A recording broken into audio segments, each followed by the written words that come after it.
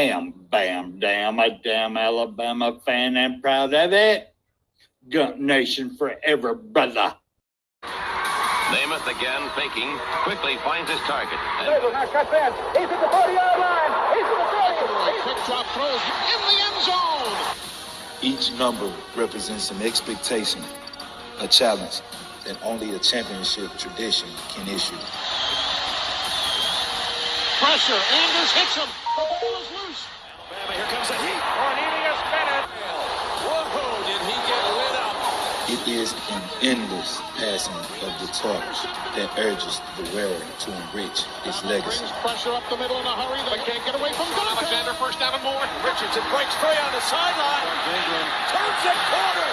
Can you say goodbye? Because at Alabama, tradition is not retired.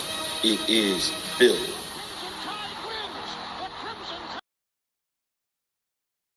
How would Paul Bryant like you?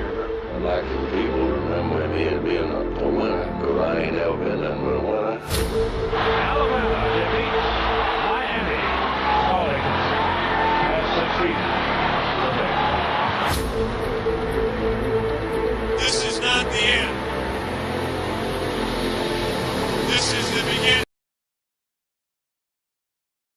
This does put a smile on my face.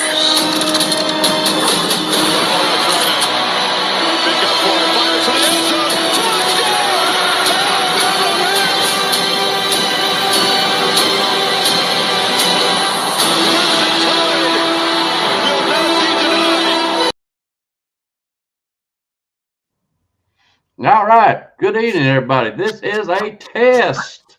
A test of all test of time.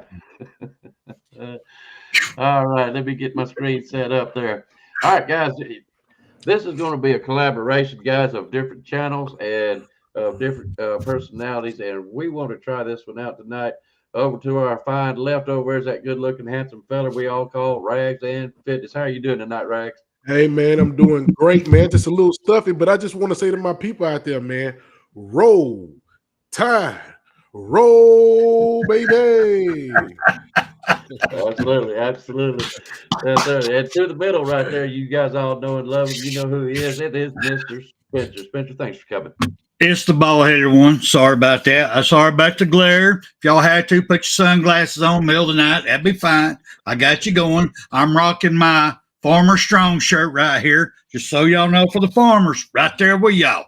And I'm just happy to share the same screen with my man Rags. My man's I've been following his workout routine. He's actually got this old man here getting ready to turn 62, changes a little bit of his lifestyle habits.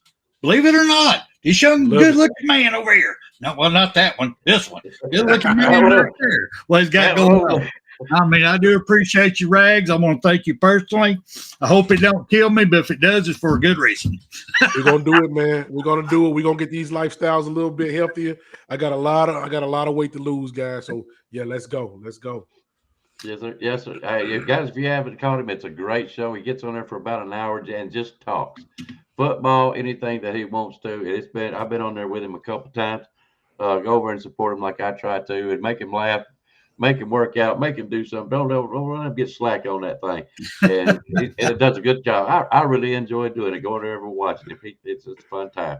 All right, guys, we're also going to have Nick Saban Jr. is going to try to come on the show. He's running a little bit behind, but we're hoping he'll be jumping in here at just any time. So look out for him. And like I said, guys, this is a test. We're trying to do something, and I'm really looking forward to this. It will not be an every week thing. This is going to be something that we'll try to collaborate on. Rags, is it showing anything on your side that you're up and running? Nah. Not sharing? Nah, it won't be anything. I was looking for it, man, but I don't see anything up here. Okay. What I'm going to do is I'm going to jump over to your channel and see if it's popped up anything. Okay. I doubt it. Let me see. Got to be a way. Well, he's done it before. Yeah, and it was already up there. As soon as I came in. Share screen. Yeah. What's this? Okay. It's showing us on our channel itself. And CTS showing that's on that one. Okay. Video storage, screen share, image, extra. Nope. Show more.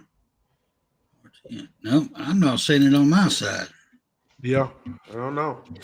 It's something small that we're missing. All right, let me see here. I'm going up here to check edit channels. Yeah, that's where I'm at. Okay. So see, I could jump on ours. We can add him, but it's not letting him share it though. That's why.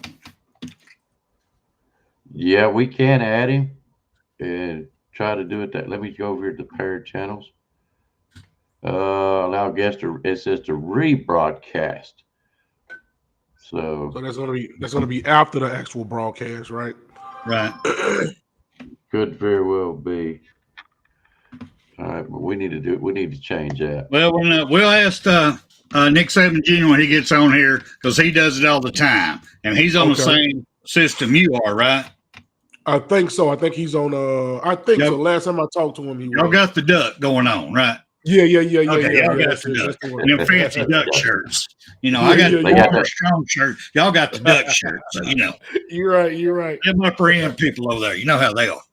He got that Oregon channel. Oh man. That's kind of cold, wasn't it, Rags? It was. Just a little bit. Well, I got a question for Rags right quick, if y'all don't mind. Right quick, sir. What you got? What do you think about this 12-team playoff system that we're at right now? I mean, just kind of break it down what you think about it. I don't know, man. At first, I was kind of skeptical about it. I'm kind of liking it now, but they're going to have to do some kind of revising with it, man, as far as getting the best teams in there. Because like a lot of people been saying, a lot of these bowl games are better than these freaking playoff games that's been going on, man. And I mean, you look at I forget some of them that I sit up here and watched.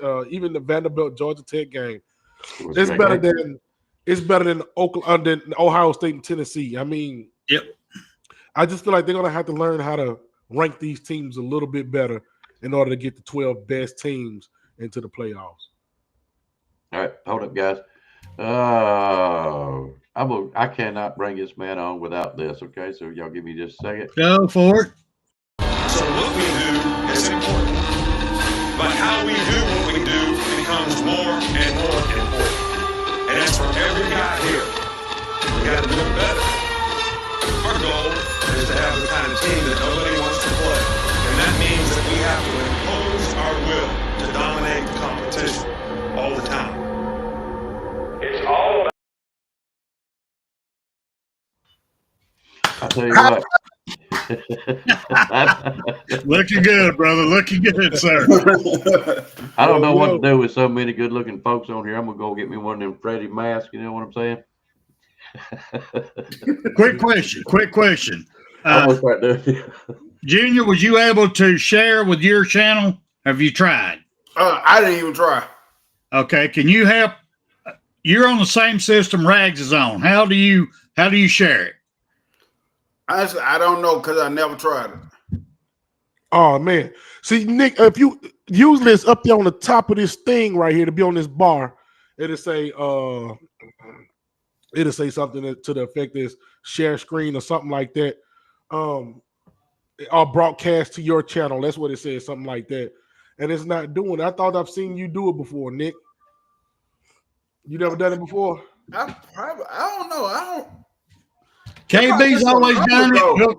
I will definitely get with KB because the reason we're doing this is to help everybody out. It's a family channel now. You know what? Like an end around type deal. You know, everybody's getting a share into the love. You know, everybody gets to see these pretty faces up in here. Mm-hmm. Yeah, that's like you guys quit. Yeah, because what we're going to try to do is like Rags comes on his channel, we simulcast off of him. Yes. If say Junior wants to do it, we simulcast off of him. You know what I'm saying? Just show the love everywhere. You know what I'm saying? All right, let me respond real quick. Jeff, there's no way I can check on it right now. I have to wait for the chat to pop back up. That usually takes 24 hours. So I won't be able to check your Oregon and Ohio pick. And roll tide to Jeff, by the way, Bobby Sprinkle, Mr. Jones, and let's see, that's the only ones I've seen that's typed in here lately. I did get Bobby. So anyways, all right, let's go ahead and go back and do like we want to do. All right. Spencer, you asked a question. Go ahead. Well, I already did. I asked it over there to Rags. He gives her his comment. I'm going to ask Nick Saban Jr. What do you think so far about the 12-team playoff format? Okay, honestly, me, I'm gonna tell you the truth. I like it, and the reason I say I like it because of it's more football. But honestly, I'm telling you, it's gonna be like this every year. Like teams just gonna have it's gonna be sorry teams in there every year. Would I like to see the first round play out better than the way it did? I really do wish it would have been played out better because I seen games last night that I think that would have been more competitive teams in the playoffs if they would have made it or whatever. But I guess it happened the way it happened. But I like it. I'm not mad at it. I'm just telling you, I'm not mad at it. I'm not mad at it, but I will tell you like this much, and I thought about it a while ago. I mean, come on. What was the most exciting game of the first round? Was it the Ohio State Tennessee game? Was it the Indiana Notre Dame game? You know, you see, I talked to some people. I even talked to some Notre Dame fans. They said, you know, it was popular up here. Look at the ticket prices. Ticket prices for like the SMU or whatever. Let me see what the first round was. Sorry about this, fellas. The Tennessee, Ohio State probably was your highest. Penn State was probably about like $100. Clemson and Texas might have been 120. You know, that kind of stuff. Your highest paid tickets ended up being $2,000 for the Notre Dame Indiana game. Now, of course, that's not what the regular ticket prices were, but that's what they ended up going for. And my point is, the games are not exciting. I don't want to watch girls play. I do. I don't want to watch that. I want to see the main event. I want to see the competition out of this. But the problem is, the committee has agreed with the Power Fours and the Power Fives and whatever you want to call this kind of stuff to get these other teams in, such as Boise State. They're going to make it over $1 million. I think it's like 1.8 just for being in there, so they can spread it. But it's not producing what I call good football games in what it should be as of now. This is not basketball. They're using the same format, but I think they need to start considering the strength of the schedule to get your South Carolinas, your Ole Miss, and I'm not going to just say Ole Miss, let's say Michigan, that will give a stronger competition. I think Michigan can beat any team that's in this playoff right now, especially with SMU, Clemson, Arizona State, Boise State. Yes, I think they can compete. Ohio State, well, Ohio State's already beat them, brother. I'm talking on top of my game. Hey, I'm just saying it needs to be refined. You know, it's also it's one of those things. It's all subjective to me. My personal opinion, it's gonna be like this every year, though. I feel like if we get in, ease the way in, whatever, it's still gonna be that first round. It's gonna be a lot of duds, and I still ain't mad at because it's still matchups that I'm not used to seeing all the time. Do I wish they were more competitive? Yeah, because most of all them games I checked out early, and I'm not the check out early type guy on football games, but I checked out early on a lot of them games. You kind of want to check them out to see the style of football in different kind of regions, wouldn't you? Yeah, I'm saying I checked out, like I cut it off, and I usually don't do that during football games, but that's how the first round went, and that's just how it's gonna be. I feel like it's gonna. I said this before the playoff even started. Like when they first mentioned it, I said it's gonna be a whole bunch of irrelevant teams in the playoffs now, but it is what it is. Hey, Rags, quick question to you. Okay. Do you think we got this 12-team playoff? Now, I've got a lot to say about it, but I'm just curious because Nick Saban Jr. made my mind when these little blocks hit up here, and I got this thought for you. Do you think if we took the BCS computer format and had them pick out the top 12 teams instead of a group of people who don't even know football picking them out? What do you think? What do you think about that one? Hey, I ain't gonna lie to you. I love the BCS. I know a lot of people didn't like it. For one thing, the BCS loved themselves some Alabama football. They did. So I don't care if we would have lost every game. The BCS would have said, "Guess what? Put Alabama in there." Now I'm just playing, but I do like the BCS. I do like those computers. I really do, and maybe that's what we should go to the computers, right? Because my bad. Go ahead, go ahead, Nick. Go ahead, Nick. You good? I do feel like the computers are picking a better matchup. Cause I discussed it with Rise Up before about going back to the BCS model for the 12-team playoff. Now, it's my understanding, guys, I'm going to try to jump in here, that they are basically using they're just using this format this year. I think, and don't hold me to it, this is either a 1-year or 2-year deal. They could change the format, if I'm thinking right, next year on how they get the teams in there.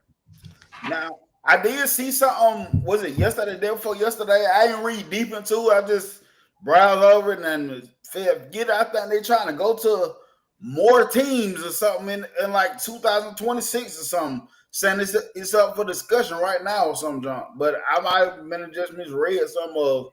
But I seen something like that. It was yesterday or a day before that. I'm like, wow, more irrelevant teams. That's awesome.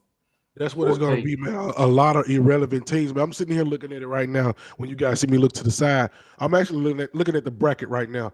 And there's a lot of these games on paper should have been a lot better than what they were. Like I said, we're looking at Tennessee. We're looking at Tennessee, Ohio State, man. There was a dud first round, and it should have been a lot better than that, man. We're looking at Indiana, Notre Dame. I feel like that should have been a better game. Clemson, Texas. I mean, I guess the committee's doing what they think is right, but it's up to that team to get in there and actually play football too. So, I mean, they got to be ready to play when they get in there. So that's just what I'm looking at is why these teams are not getting up for the playoffs. You know what I'm saying? I don't understand it. I'll tell you what, it show you that home field advantage mean a lot too. You got a point. We had this talk. Yeah, you're right. You're right about that. The home field advantage mean a lot. Yeah. Well, I mean, So with that being, go ahead. I'm sorry. With that being said, Nick Saban Jr., home field advantage means a lot. So was it not a disadvantage to the top 4 teams who got the automatic bye? And the next 4 teams under them got the home field game at their college for their fans, where the top 4 got the extra week off to sit at home, and only the rich of their fan base could come see them play. I mean, talk to me. What do you think? Can I jump in real quick on that? Yeah. Why, if your goal is to build up other teams in this league, why are you playing home field advantage to a Texas, Ohio State, when you should be playing the advantage to, say, your Arizona State, your SMUs? That's going to build their prices up. Why are they not doing it that way? Is it because the ticket revenue and the TV revenue won't be enough? What's the deal? You're giving your lesser team, SMUs, Clemson, more of a chance to build their money up. Really? Their stadiums couldn't hold everybody in the SEC. It's like Alabama going to Chattanooga. Come on, really? Please. Hey, if you want to put money in the pockets. What I got to say about that, if you want the home field advantage to win, just like basketball and any other tournament, win.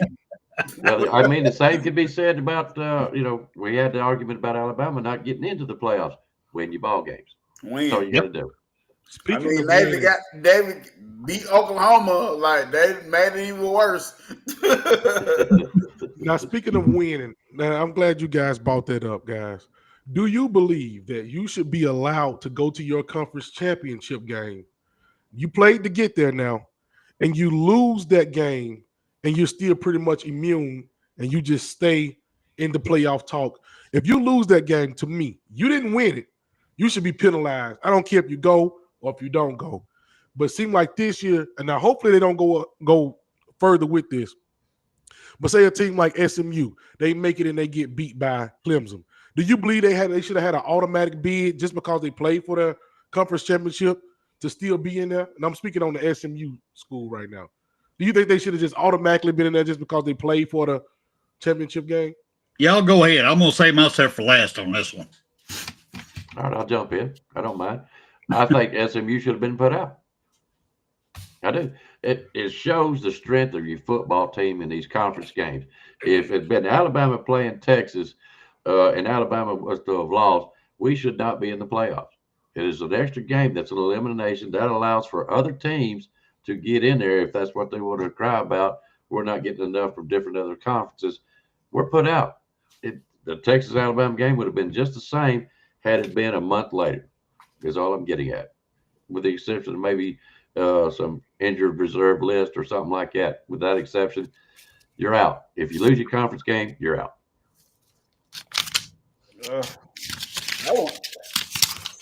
I'm torn in between the two because do I think it's an automatic bid? I don't think it should be an automatic bid, but then I look at their record. There was only 11-2. I don't know. It's hard, man. It's hard to say because it's like if a team go undefeated, then go to the conference championship and lose, what do we put them out or do we put them in? Out. Go ahead. Yeah, I do feel you, Nick, and that's why I'm saying an automatic bid, because I feel like if you say things, you are undefeated team, right, and you go and you lose, then that's a different discussion. But if you go and you are something in 2 team, and then you got another team that lost maybe 3 games, and they had a strength of schedule that was horrible, then that's when I think you have to reconsider it. But I do agree with you when you make that point. It all depends on what your record and stuff look like too, if you get what I'm saying. But that's almost saying, like, say for instance last year, and I know it's kind of a different argument because we're talking about 12 teams versus 4 teams, but that's almost like last year when we beat Georgia, and Georgia was making the argument, hey man, we lost in the SEC championship game. We shouldn't have been put to the side for freaking whoever else, Michigan or whoever else that was coming in there. We are one of the best teams. Why didn't we play? And then we see this year, with the 12 teams, they say, hey, if you made it to your championship game, then you deserve to play. So it's like, I don't know, man. I don't know. Yeah, I'm gonna tell you what I honestly think when strength of schedule should be a matter. You start equating it is when 2 teams got the same record. I think then is when you should start comparing it, because in the NFL, I know it's not the NFL, but my Buccaneers are 9-7 right now. We probably finna get in the playoffs. Really, do we look like a strong playoff team? No, but we won. We probably about to win the division. Unless the Falcons win some more, win tonight or whatever, we tied. But it's one of them type things to me. I think strength of schedule, when you should really start comparing it, is when when teams got the same record. I think that's when you should start doing it. I think in the interest of competition and better football games, I think if you made the conference just like SMU did, they lost it, and I don't care if they was 12-0 and Clemson was, say, 9-3. I don't care. Clemson beat them, and they showed that their strength of schedule is what got them there in that record. I don't like that. I like the best 12 teams to be in there. SMU was shown to be not so good. They should have been put out and made room for somebody else. All right. Now, what would you say if they had won, though? Clemson's out. Yeah, but they moved on forward, though. They say they won. Clemson won, but SMU didn't, and they lost in the first round against Penn State. Yep. If I remember correctly. Here's my take on this one. I'll go back. I'll circle back around later on the playoff part, my thoughts on it. But here's my thoughts on this one. Do we want division playoff champions? Do we want to see a definite SEC champion? Put that banner up on out there on the stadium. Put it out there. Show everybody. Do you want them to go out there and get that trophy? Yes, we do. Yes, we do. We all do. We all want the divisional championships to mean something. But how do we do that? In my opinion, now this is my opinion, Spencer Ridley, is you go into that game. Let's say you got number 10 versus number 16 playing each other. That's all well and great. You're playing for a divisional championship. Whoever wins that game, you got a divisional. But that number 10, if they win or lose, is not a guarantee that you're getting in the playoffs. We're taking the top 12 teams. At that point, you may be number 13 by the end of your game, but it has nothing to do with that game. If it's a 2 versus 15, 15 beats number 2. Well, would number 2 drop out of 12? No. So number 2 still goes to the 12-team playoff. You separate it. You do not make them all one. Go ahead, Nick Saban Jr. BCS. Well, even with that, you still would have to separate them. Divisional championship should have nothing to do with the 12-team playoff. It's bragging rights only for your division. Should have nothing to do with it. What you are going in is what you are coming out. And I'm saying BCS, though I think the BCS will come in better with that because the computer rankings is still ranked the best team, regardless of what happened that week. What's your thought, man? And one of the reasons why I say that it shouldn't be because all conferences are not created equal. You look at SMU. SMU had a chance to win that conference, and they didn't even play some of the tougher teams that was in that conference. They ended up playing Clemson, and you see what happened to them when they ended up playing one of the other tougher teams that was in that conference, man. So when you look at an ACC team, guys, or when you look at even maybe I'm looking over here right now, even looking at the Big 12, man, with Arizona State. I mean, Big 12 is tough, like slick tough for real. Yeah. Compared to the ACC. Yeah, okay. Relative to the SEC, I mean, ACC, yeah, maybe. But, man, I don't know, man. I don't know. I'm just looking at it, and it's just like Arizona State. Now, what happens if we watch these games? Okay, next game we got a Texas, Arizona State, Ohio State, and Oregon, which I think we all gonna say that's gonna be a good game. Penn State and Boise State, and then we got after that Notre Dame and Georgia. Let's talk about this Texas, Arizona State. What happens if Texas just go in there and just blow them boys out the water? Like honestly, right? We can actually have a repeat of the first round slick for real. Yeah. Slick for real. Like when you just look at the game, it could be a slick repeat of the first round besides the Ohio State and Oregon game. Yeah. I think your Ohio State and Oregon game is going to be one of what I call a semifinal to the national champion. I think also, let's put it this way, guys. Are you going to really be excited to watch the Texas Arizona game? Are you really I am just because I'm a football guy. Yeah, just because I'm a football guy. Yeah, I'm gonna watch it. I want to see can Arizona score like they've been scoring. Yeah, all right. Now this is a game of curiosity. Is it not? You want to see, do they really fit into this college 12 playoff system? And can they do what they've been doing against other teams? But the Texas, Arizona, okay, the Penn State, Boise State, it's basically of a curiosity matter to me, more so than trying to watch two teams. I really want to see some good games, is what I would like this playoffs to be. Oregon and Ohio State, that's going to be a good game.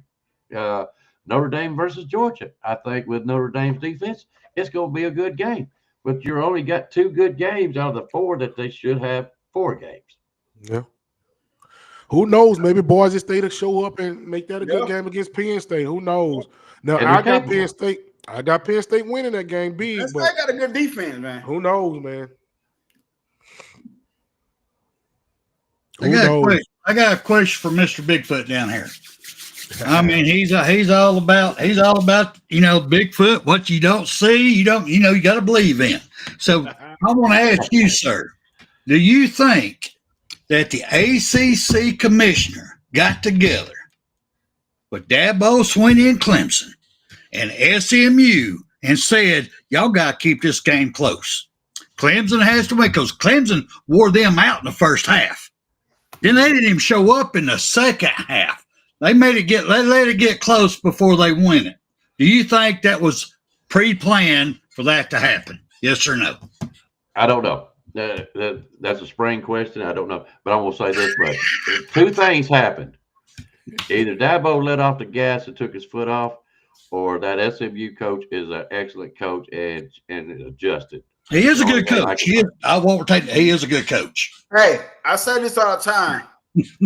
If it was a reason why Killian Russell was committed to FU. Lashley is a good quarterback coach. He good with quarterbacks. It was a reason why he was there. Honestly, in my opinion on that game, I don't never want to think of it that way. But honestly, I just thought for that game right there, I just thought Clemson. I'm not Clemson, but SMU. It was a turnover in the first half. Their first possession, it was a turnover early in the game, and I just think that really sucked the momentum out of them. And I really think that sucked the momentum out of them. And championship games against a team like a Clemson is not the game to have momentum breakers. No, and you got to put some. I know we ain't gonna want to say it. Everybody kill me for saying this. No. But you gotta put some respect on Dabo's name. Dabo gonna make a way some kind of way, man. You know what I'm saying? You know what I'm saying? And SMU. Let me talk to SMU one time. You had one job. You had one job to do, and that was to beat Clemson and get Alabama into the playoff. And you didn't do it. Alabama only had one job. That was to beat Oklahoma. You got two jobs. Beat Vanderbilt too. Gosh, Lee guys. I mean, yeah, and you know I'm blaming it on everybody else, but it's our fault for real, y'all.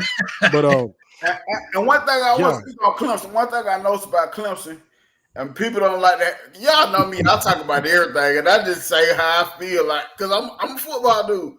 Clemson, I think gonna be good. They play a lot of young guys, and they got P. Woo and T.J. Parker, and they got that going freshman linebacker returning like Sammy, Clemson, Sammy Brown. Yeah, Sammy Brown. They played a lot of young guys at the receiver position. Like that team got a potential to be something special. They really got potential to be something special. And there's just me taking all my fanboy out of it to looking at this football wise, man. Well, that's what this show is all about tonight. It's not just Alabama. Here's my problem, though. I was reading an article before we come on the show, and the problem that a lot of these schools, especially the ones in the Group 5 and below, is they don't have enough cash to keep the good players. The good players start getting good, and next thing you know, a power team from the Group 4 will have them get into the portal, and they'll have them come up here. We'll pay them. This right now is a game of money. This is what this is. So your guys that's over there in Clemson that you're talking about that's hot right now, next year they may be playing for Ohio State. I mean, look at any of them. I tell you what, and that's true. But for Clemson wise, two of their main horses already said they coming back. Now, can that change? Yes. Two of their main horses on that defense said they coming back. That T.J. Parker and got dang on Peter Woods. Yeah, we was hoping he hit the transfer portal. We was going to dabble with him a little bit, but that didn't happen. Talking about tampering. All right, Spencer, have at it, brother. I'm gonna go do my thing. I'll be back. You go right ahead. You have your earphones on so you can hear this. Ooh, Lord, y'all opened up a can of worms on this one. Let's go. I'm just gonna throw it out there. I'm gonna throw it out to Nick Saban Jr. first up here. All right. With that being said, about this being a money league, do you not feel it coming on? I mean, just like the gospel of God, when he comes into your heart, do you not feel the strength of him? You glow, you feel it all. So are we not feeling the way college football is going right now? That the next level, because college football is all money, it's going to be when you leave high school, you're going to go to JUCO school. Oh, the JUCO is going to develop you. JUCO is going to develop you, and then you get paid the money to the top bidder in college football. Come on, man. I mean, what do y'all think? Come on. Hey, listen, I'm glad you brought it up because there was something I was going to bring up tonight. Now, with this extra eligibility, do we not see one of these schools getting tapped in with one of these Mississippi JUCO schools and be like, look, talking to them, they seeing you like, look, you go here. You develop 2 years here. You come to us. You got 4 years eligibility level, and we can get you some fat NIL money. If Slick not there, probably Slick pay them NIL money then just to continue the pipeline. Yes, that's the first thing I thought about when the dude from Vanderbilt got his eligibility. I said, this is what's about to happen. Thank you. Send these kids to JUCO. If you Slick want to look at it in a way, Slick did it already. not on purpose, but with the Steve Mabuma, the defense line guy, he committed to Alabama, but he had to go to JUCO. But he came back, he committed back to Alabama. He was always coming back to Alabama, so we slick did it in a way, not knowing it was gonna play out like this. But this is gonna be the thing for moving forward. They going JUCO. And they're gonna get there and play 2 years there. They're gonna get a college effort. They're gonna get a college body. They're gonna get college football playing experience, and they're gonna come in their third year, but with 4 years of eligibility. Yes, that's gonna be the move moving forward. Go ahead, Regs. Maybe I do get what you guys are saying, and I would say this. Now you got to look at it from a coach's standpoint, right? Maybe with some players that's a good idea. Not all the players. The top players gonna go still. Yeah, I'm about to say, because you think about it, coaches want to win and they want to win now. This is kind of like the Nick Saban effect, right? Especially like with the SEC coaches, right? Think of a special talent like Travis Hunter. Yeah. You want this guy right on campus, and you want this guy on campus ASAP because you know he's going to come in. He's a generational talent. You know what I'm saying? Now, like I said, with some of these guys, of course, it's going to work out. And that's what I'm mainly talking about for like the lower ranked 457th ranked in the country type players and lower, those type players. That's why I see it more for somebody that got a real upside, got real talent, but you still undersized. You still undersized. Let's go put some weight on. Let's go get some on-field development where you can play right now. And but for the top rated guys, they coming now. They gonna come now. So basically, college football is pretty much going to be like more of a professional sport, and the JUCO level is going to be more the amateur. Yeah, I get what y'all saying. Yeah. All right, let me ask y'all this right quick. Does anybody disagree with this comment I'm about to make? That IMG Academy in high school has not been getting money left and right to get the best facility, the best coaching staff, so they can get players from them. Does anybody disagree with that? Oh, no. And they are still not the best. The Academy look like a resort. Thank you. And guess what? That ain't even the only one. It's a few more of them that's like. There's a lot more. There's a lot more. I think IMD's like number 7 or 8 on the list. I mean, I've got it downloaded. I haven't pulled it up. I was saving that for another show. I was researching that today. I'm like, oh, this is where we're going with this. We're going because me personally, I love watching players with heart. I want them to come out there and play, not because they got paid to play or they're not playing because check didn't clear. I want to see the heart. So now the heart's leaving college. It left the NFL. The reason I always love college, always. Even though we knew a lot of players getting some money here and there. We knew that. Come on, really? Please. But then, now it's all money here. You got our colleges now are having to guarantee $20 million a year to pay their players. So now all of them are getting paid now. So it's a semi-pro. Sorry, it is. It's a semi-pro. So where are you going to pull from? You're going to go to JUCO. Go ahead. You're not taking one thing in account on this. These guys, these top players, they won't play in time. And they won't play in time for one reason. It ain't hard for the school. It ain't hard for the team. They need film for the NFL. It's what they need. It's an audition tape. It's what they're doing right now. How much money they can make while doing this. You're going to pay me to play, but you're going to get me into the NFL. That's why they're going to the highest player or highest bidder, I'm going to say. If you don't give them playing time, transport, here I come. Go ahead. This is why I disagree on it. Because a lot of players really going to the highest bidder. They ain't going to no goddamn for no film. Now, when you see Alabama players that have hit in the portal, now they're making decisions where they get trying to go to schools and get film for the NFL. But a lot of these guys that you got true freshmen that is play one season there, play every game, but they hit in the portal. That's a money thing right there. That's a money thing. It is a money thing. But I still think, and I think the guy's right. If you don't get get some tape out there, NFL ain't gonna hardly look at you. They're not gonna come to individual games like scouts used to do. They can just put it up on the internet, watch a game, and see how good you are, see if you fit in our system. And I think that's part of the reason. Go ahead, Ray. You got my guy right here, MF Jones. he put Matterdie on there when we were talking about those schools. So you got like schools like Matterdie, Bishop Gorman. You got IMG Academy, St. Francis Academy down in Florida. You got even Carrollton, man. You go on that campus. That campus is crazy. So what I'm gonna say is this: I'm gonna take it a step further. They're about to start breaking these boys off in high school. They are about to start getting big checks sooner or later, and if they're not already getting them, listen. When they start seeing these guys as freshmen and singing, because just think about it, you got to get the leg up some kind of way. And how do you do that? You got to get them while they're young, man. I believe they're about to start entering these high schools are about to be crazy, man. Already have. You got Trent Seaborn and Thompson.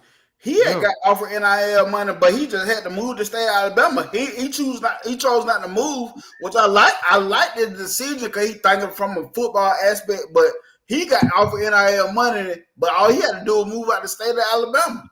Yeah. And go somewhere that high school accept the money. So they already, Texas is already getting NIL money and stuff like that. It's crazy, man.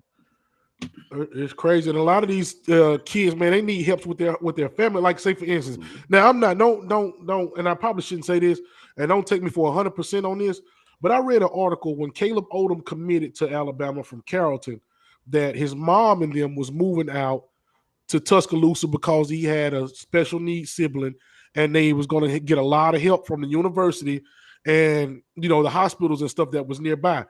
All of this stuff is being taken care of. The university is paying for a lot of this stuff, man.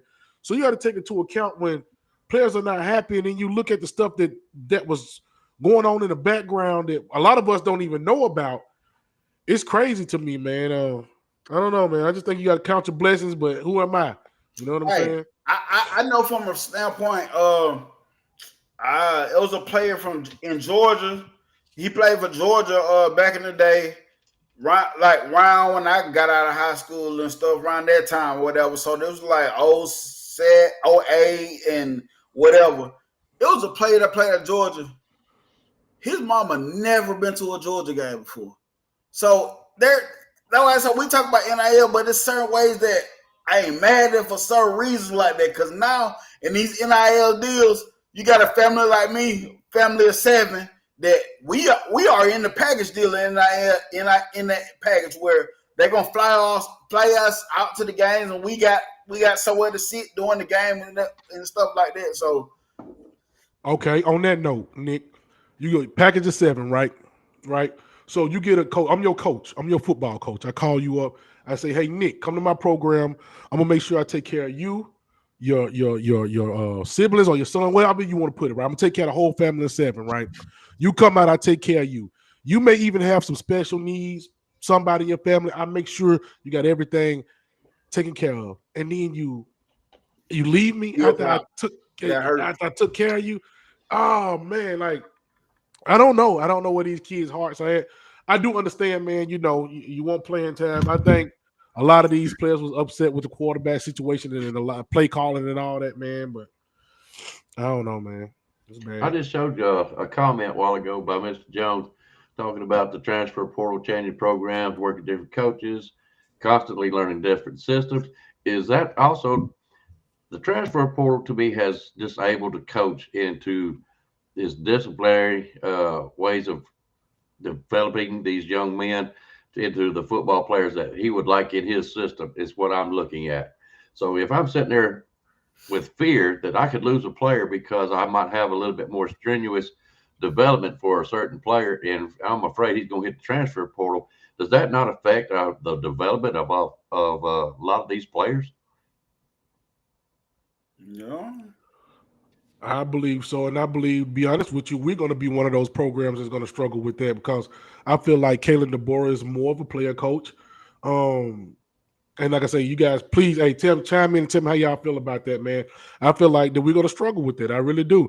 It's going to be some times, man, where he's going to give in, just like with Jalen Mbakwe. I mean, he's good. He's a talented guy, but if you're the coach and you don't think that that's what he should do, then you got to let him go about his way. You know what I'm saying? And I know the reason why we kept him because we didn't want to lose Hollywood is another. And not only that, he's a good athlete, right?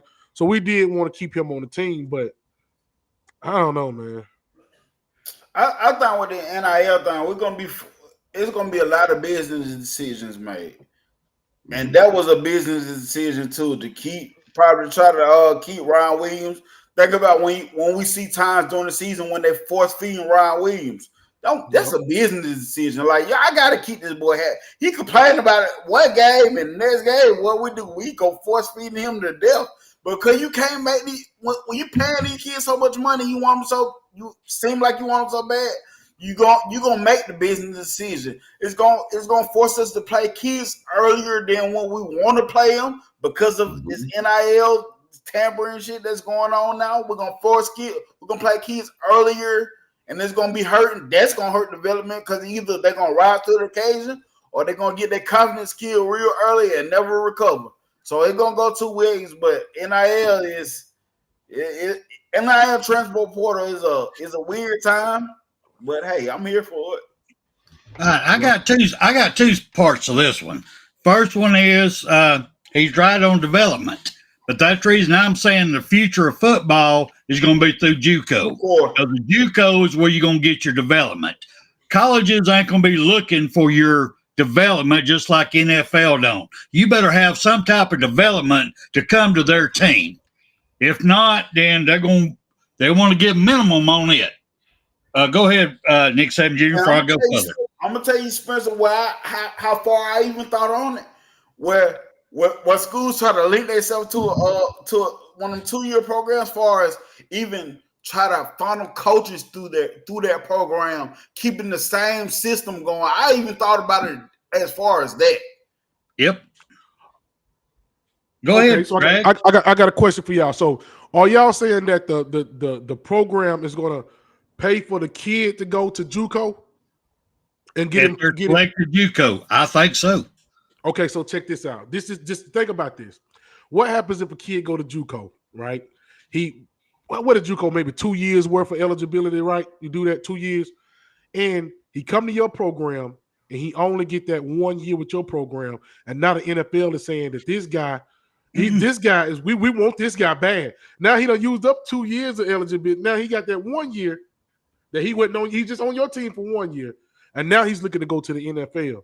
Then that's kind of like we pay all that money for 1 year, for only 1 year of productivity. But you know, they're all kind of looking at anyway. We're looking at one and done. You can look at this junk one and done mostly anyway. So if you come to your school for 1 year and have production, I guess that's what you're paying for, 1 year production.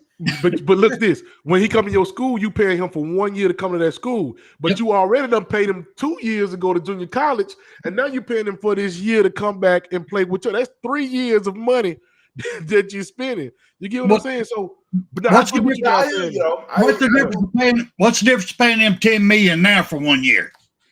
Stealing them from another college to come play for you for 1 year. Here's your 10, 11 mil. What's the difference? I feel like if we plan on to go to JUCO, we ain't giving no crazy. I don't see her giving crazy. You're right. It's gotta be a cap on there if you're gonna sit in and pay him in JUCO. Well, is it not cheaper on the school itself? If you pay $200,000 just for him to go to college for 2 years, you get him to come up here, and now he's getting NIL money possibly, and let's say it's up to $200,000, $300,000 for that one particular year. They basically save money out of them 2 years. I'm gonna tell y'all something about how crazy this NIL stuff is. I'm not gonna say the dude's name, but you had an offensive lineman that transferred from USF. He transferred to Oregon State. He's an offensive lineman. He's not even a high-profile player, but Oregon State is offering him first year $100,000. Second year, if he start, it's gonna jump up to $600,000, and he's not even a high-profile player. So, Nick, that only says one thing. These guys are getting money from somewhere, or they got money that we don't even know about, man. I mean, that's a lot of money, man, for you to play a backup, pretty much a backup. He started at USF. That's what I'm saying. You know what I'm saying? He from this area. He from Tennessee. That's crazy to me, man. I'm like, what the hell? And then you know they got that money to pay him, but then you got freaking Mr. Byrne here saying, "Hey, man, Why don't you come out your pockets and lend me something? Lend me whatever you got. Mr. Bird better go. So we can pay some of these players. He better be happy about the Alabama t-shirts I'm buying. They better be happy about that shit. All right, well, let me ask, since we got that covered now, let me ask y'all this now. I'm going to throw it out here real quick. I can't help it. It's just these floodgates are opening up, how things are flowing. I'm going to kind of back it up a little bit.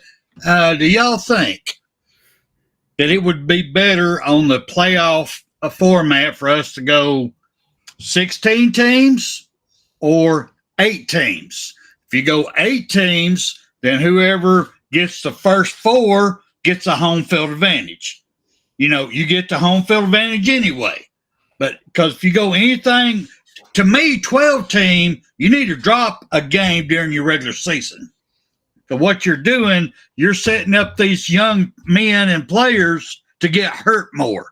You're putting more out there. We ain't even talking about their education yet. We haven't even touched graduation. We haven't even touched when you can go into the transfer. We're just talking about playing time right now. Our next show, we'll go more in depth with how it's affecting their education. But just tonight, what do you think, how it affects them? Would you want to go more or less? If you want to go less, how would you make it more attractive to everybody? Go ahead. The football fan in me will always want to say more. But for my kids' sake, that my parents be playing, let's go less. And I can't say how I would do it or whatever, but definitely less though. Rags? I'm gonna tell you like this, man. The way they got it right now, let's keep it like this. Let's just tweak this right here, tweak it a little bit, and let's see how it's gonna work out, man. Let's take away some. I'm looking at it right now as we speak, and I'm just trying to see what can we do. I don't know, but I like the 12 team now. I didn't at first. I said let's leave it the way it is. But even when we got the 4 team, I said, nah, man, let's leave the BCS. You get what I'm saying? Yeah. So now that we have 12, I'm gonna say this. I said let's leave it like this for right now, and that's just my opinion. And let's just see how we can work it out from here. But because I'm gonna tell you, after all this year with this playoff, with this NIL transfer portal, it's gonna work itself out. It's gonna work out. It's gonna work itself out because all the stuff we seeing this year, it can't be sustainable. It can't be. It's not gonna be. It's not gonna be. It gotta work itself out. If it don't work itself out, I'm looking at this world as like, oh, we really screwed. Screwed. Like it gotta work itself out. It can't be no long-term thing. They're gonna have to put some rules and regulations on it. Got to be. Yeah. Now who has the cojones to step up and make these rules? The first step that I wanted to see is happening that I've talked about when this first started, that the colleges need to have control over the people who have their scholarships. Because if you get a scholarship year, you're responsible for their safety and well-being. But that opens up a lot more can of worms. Well, they're financial contracts now, though. They're not even scholarships no more. They're financial contracts now. Right. Do you feel like the NCAA should get involved and they should be the ones that's governing? Everybody feel about the NCAA. That's the reason why I like this. We've opened up for our next show, hadn't we? We got a whole different. We got another show we just opened up. I knew y'all was gonna say. I knew he was gonna say that. Do you think the NCAA should be the ones taking over this? Yeah, man. Hey, even Jeff Franklin came out and said himself, Nick Saban need to be the commissioner of football. He said something that everybody else been saying. I would love it, Nick, but you know what they're gonna say. Oh, he just a homer for Alabama. Just want Alabama in there. But you know what they said too? When he was telling everybody what was gonna happen, oh, he just crying. Yep. Like everything playing out in front of their face right now. Bam. Mm-hmm. They don't want to admit that man know what he's talking about, man. But you know, it is what it is. You know, that comes with the territory. He's been the person that been saying that I feel like we should play harder teams. If we're gonna argue strength skill in the playoffs, everybody need to quit playing these rulable teams. Everybody need to beef up their even conference game. Let's just everybody in one conference. I might be thinking far-fetched out. I love SEC and everything, but put that shit in the goddamn mix them gumbo. Notre Dame, you can be independent. but you better put some hard teams on that independent schedule. No, Nick, for real, you got a point there, brother. They're gonna have to end up doing something like that either. Right, and the schedule gonna be an argument. You know what I'm saying? Yeah, especially with the ACC right now. They no, I'm not gonna go there because no, not the ACC. Why can't we break it down? The different divisions, just like high school. You got Division 1, 2, 3, 4, 5, 6, 7, 8, 9. Why don't we do the same thing in college? Everybody has their own championship. Instead of everybody thrown in one pot, mixing pot. Well, everybody ain't equal. Strength of schedule means a lot down here. I'm sorry, it does. So I'm just asking, why can't we do that? There's your bowl games. The different divisions having their championship. Non-conference game, week non-conference game, everybody get with it a week once and put somebody relevant in that spot. Yep. Conference games, like I say, my thing is, hey, I love my conference SEC, but god dang on, hey, the conference gotta get equal some kind of way. Speaking on that. Okay, so all teams, and I'm gonna ask y'all like a hypothetical question real quick. All right. Okay, so all teams are not created equal, right? Out of all these teams we got left, I would say that Boise State is probably the smallest school, maybe come from a place. What do you guys think will happen if it's a big if, y'all, Boise State end up running this thing, man? Hey, they're gonna be the reason why they're gonna be like, y'all should shut up. That's what I'm talking about. That's why I brought that up, man. I thought about that too. I'm like, now wasn't it just like Arizona State come out and just whoop somebody, then Boise State come out? I'm like, they're gonna be like, see, this is why everybody should get in the playoffs. Yep. I want to say go to have a Cinderella team every now and then. Yeah. And I want to say it's a good thing, but then again, like y'all said, all y'all just said it's going to start the argument. See there? That's why we do this. That's why we do this like this, man. So I don't know, man. We'll see. Well, let's go ahead and break down Boise just for a second, real quick. Okay. I don't know how much time you planned on all this. Let me go ahead and break this down real quick. Boise State in the Fiesta Bowl is 3-0. They have not lost a game in the Fiesta Bowl. Penn State is 7-0.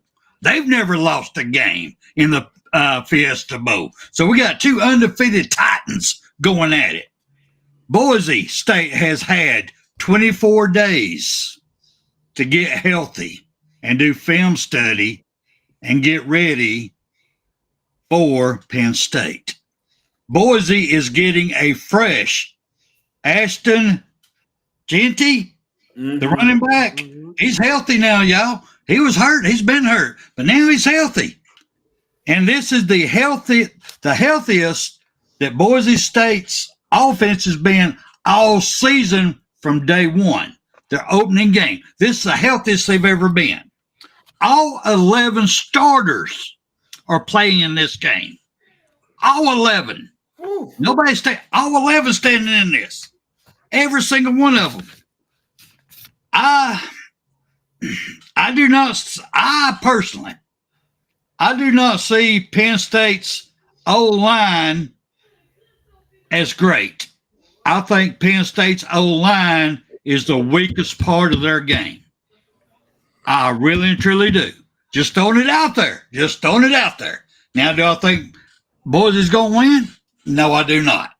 But there are opportunities here. A couple of ball bounces here, a bad call here, a great call here, a turnover here. It can make a difference in the game. Just saying, just throwing that out there. Let me go off of that one real quick before these guys go. Boise State, if any team out of these playoffs this coming week, Boise State has the best looking team or the best chance to be that Cinderella team this year. Arizona State's, come on. I mean, really? You got Arizona State ranked number 4? Is that simply because you're in that particular division or that conference? You stayed ranked that high? You see where I'm going with that? I don't see Arizona State should be ranked even number 4, 12 maybe, but not number 4. But out of them two teams, Boise State has the best chance of making some noise in these playoffs, in my opinion. Okay. I hate it when I hear crickets.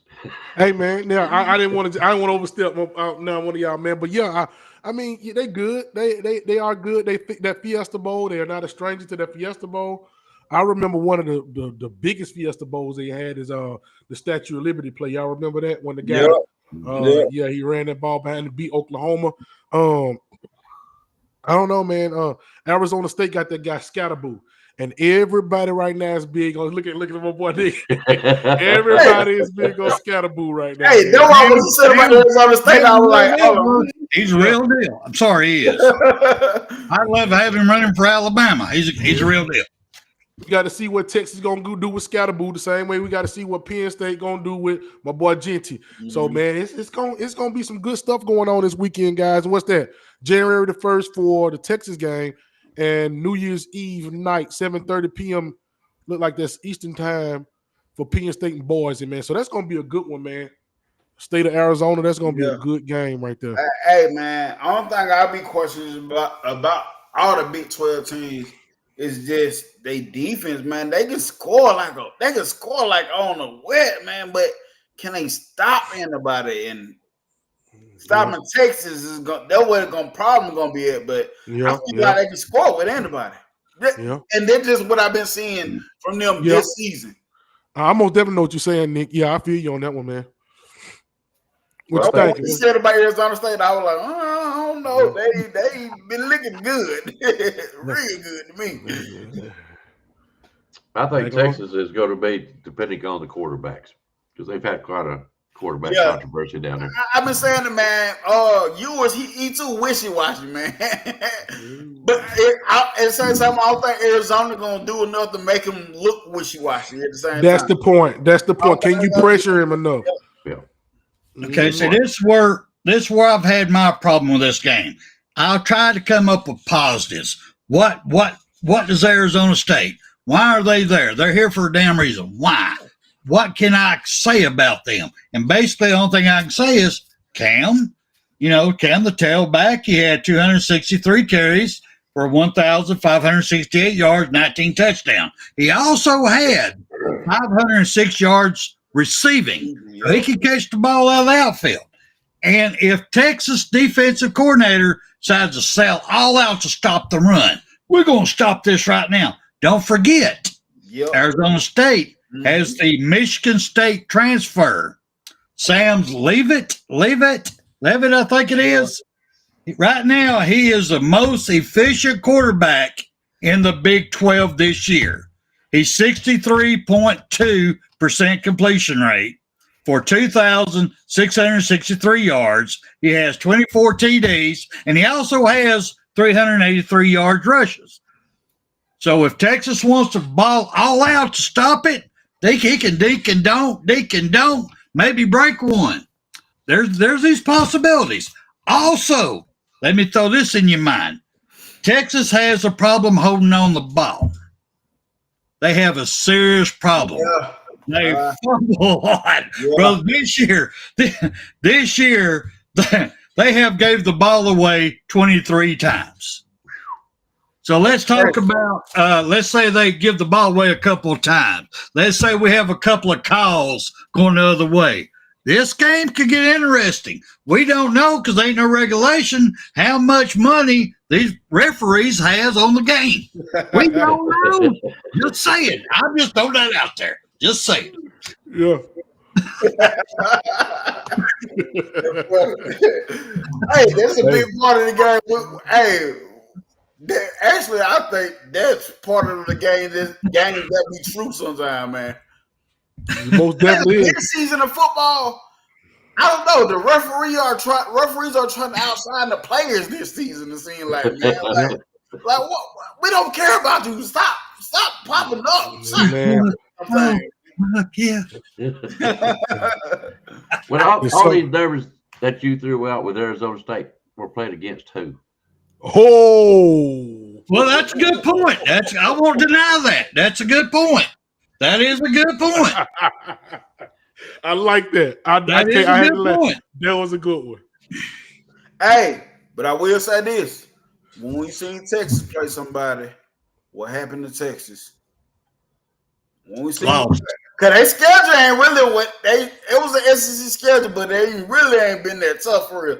Vanderbilt got that ain't worked them. Okay. They lost. Okay. They won, but Okay. Vanderbilt worked them. But now Vanderbilt's been playing good football though. Clemson, Arizona State. Which one you taking in that game if they played each other? Clemson. I ain't denying Clemson. Hey, SMU, Arizona State, toss up to me. Hey, man.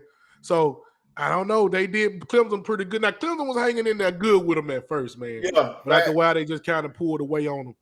I'm going to be honest with you. This just Rag's honest opinion. I believe Texas is going to blow them boys out the water. Oh, yeah. But like, but like y'all said, y'all made some good points, though. And like we were saying about Scatterboard, and we don't know what they're going to do, man. And with Quinn Ewers, like we said earlier, is he going to be rusty? Is he going to be? And then you got to think, so many people are yelling for Arch Manning to get in there. Are they going to be trying to rush him in there and play him? Like, I don't know what they got going on in Texas, man. Like when I hear them rumors, I'm like, why would you give up all this experience who been winning your games for somebody that came in and made a couple of good plays during the season? That's because of his name. It's because of his name, and it's probably because of that money they paying him too. Yeah. Regardless of what they want, regardless of what Quinn Ewers want to do, he's not gonna be the quarterback at Texas next year. Whether he transfer to the NFL, he ain't gonna be the quarterback at Texas next year. That's crazy, y'all. I'm looking over here at Flat Rocks come in ACC 1-10 in bowl games. Gosh, Lee. I wasn't even keeping count on that one, guys. That's crazy to me, man. 1-10. At first, I was saying that we sucked in bowl games. We're not doing that bad in bowl games this year. Not that bad. Well, you talking about these Navy though. Thanks, though. No, don't bring that Navy game up. Don't bring that thing. Oklahoma, what are you doing? Look, Alabama, what the hell are you doing? Thank you. We can't say nothing. We can't talk nothing about Oklahoma. No one making us so mad about it. Be like, I want to talk crap about it so bad, but we can't. It's crazy, man. But you keep guys talking about these special star players on these teams.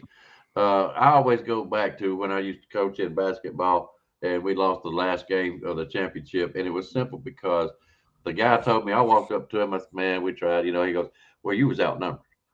He said, "Well, you got maybe 2, maybe 3 good players." He said, "I got 5 or 6." I said, "You're outnumbered."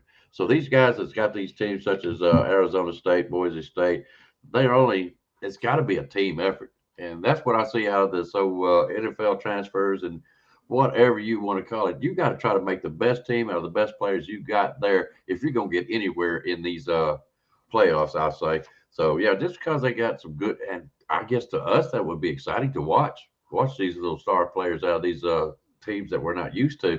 That would be fun to watch. But they're going to be easy schemed, and they will get beat by, quote, more, better, talented teams. Mm-hmm.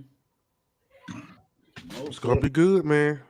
It's an elephant in the room that we're not talking about right now. Yeah. And I kind of want to know you guys. I've got it right here. I'm waiting. I kind of want to know you guys' opinion, but then again, I don't know if we should talk about this right now. Go ahead and bring it up, bro.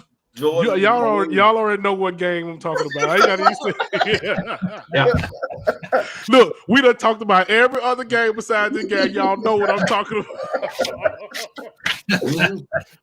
Notre Dame and Georgia. Y'all already know it, man. Just want to ask you what you think. Now, I think if y'all saw me the other night talking, you know who I think is going. Yeah. But listen.